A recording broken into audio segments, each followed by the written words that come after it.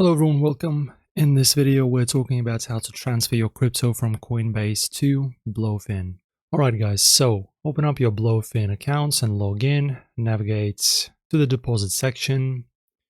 After that, select the crypto you want to deposit, for example Bitcoin, and copy the deposit address or scan the QR code. Open the Coinbase app and go to your crypto portfolio. Choose the crypto you want to transfer and tap send. In the recipient address field, paste the deposit address you copied from Blofin or scan the QR code.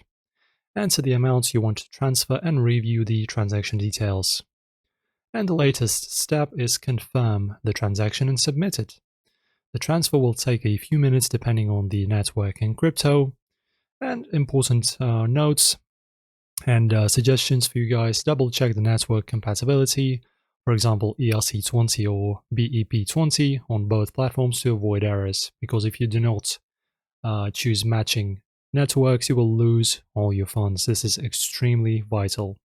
Be aware of transaction fees that may apply, especially if transferring large amounts. Guys, that's how you transfer crypto from Coinbase to Blofin. If you found this video helpful, like and subscribe for more crypto tutorials. Thanks for watching.